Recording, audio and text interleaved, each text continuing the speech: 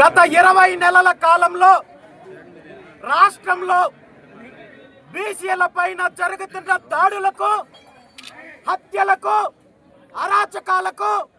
అణచివేతకు పూర్తి బాధ్యత వహించాల్సిన అవసరము ముఖ్యమంత్రి చంద్రబాబు నాయుడు గారికి ఉంది. ఇంకా చెప్పాలంటే ఈ దాడులను, హత్యలను నేరుగా ముఖ్యమంత్రి గారే ప్రోత్సహిస్తున్నారు అని చెప్పడానికి ప్రత్యక్ష ఉదాహరణ ఈరోజు కాకినాడ జిల్లా ప్రతిపాడు నియోజకవర్గం కత్తిపూడిలో జరిగిన సంఘటన చెప్పాలి. ఒక అధికార పార్టీకి సంబంధించిన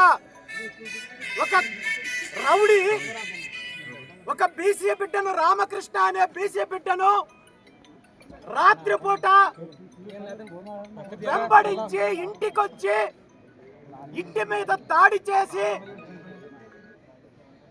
విచక్షణ రహితంగా మారణాయుధాలతో దాడి చేసి ప్రాణాపాయ స్థితిలోకి వెళ్లేంత వరకు దాడి చేసి భయభ్రాంతులకు గురి చేసి ఈ సంఘటనకు పాల్పడితే దీని మీద చర్యలు తీసుకోవాల్సిన పోలీస్ వ్యవస్థ పైన ఒత్తిడి తీసుకొచ్చిన స్థానిక అధికార పార్టీ ప్రజాప్రతినిధులు, నాయకులు గత నెల రోజుల కాలం నుండి ఎవరైతే నిందితుడున్నారో నిందితుడి పైన చర్య తీసుకుపోగా నిందితుడికి సంబంధించి జరిగిన సంఘటనకు సంబంధించి సరైన సెక్షన్లతో కేసు రిజిస్టర్ చేయకపోగా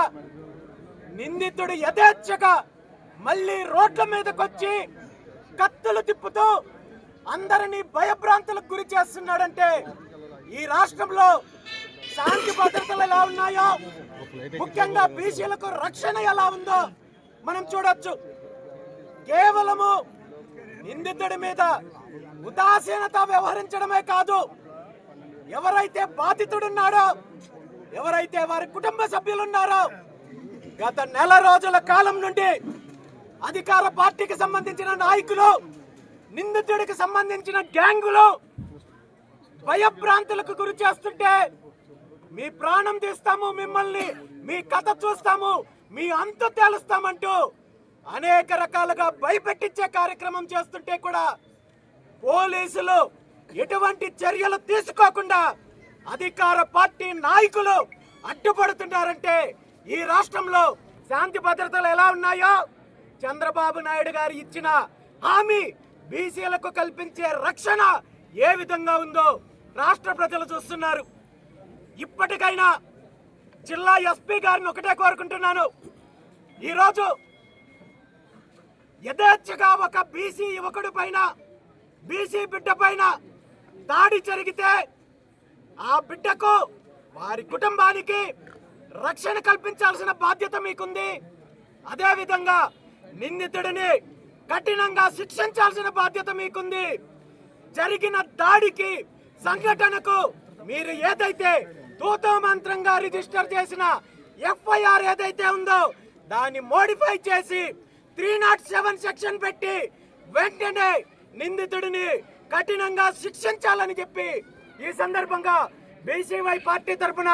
డిమాండ్ చేస్తూ, అలా కాని పక్షంలో మళ్ళీ రాష్ట్రంలో ఇలాంటి సంఘటనలు పునరావృతమైన, లేదంటే నిందితుడికి సంబంధించి కానీ అతని కుటుంబ సభ్యులకు కానీ మరో రకంగా బెదిరింపులు వచ్చినా, హాని జరిగినా దానికి మీరు బాధ్యత తీసుకోవాలి. ముఖ్యమంత్రి చంద్రబాబు నాయుడు గారు బాధ్యత తీసుకోవాలి. అదేవిధంగా హోంశాఖని ఇండైరెక్ట్ గా తన గుప్పెట్లో పెట్టుకున్న నారా లోకేష్ బాధ్యత తీసుకోవాలని చెప్పి తెలియజేస్తూ, ఇప్పటికైనా ఈ రాష్ట్రంలో బీసీల పైన దాడులు, దళితుల పైన దాడులు, మహిళల పైన జరుగుతున్న దాడులకు సంబంధించి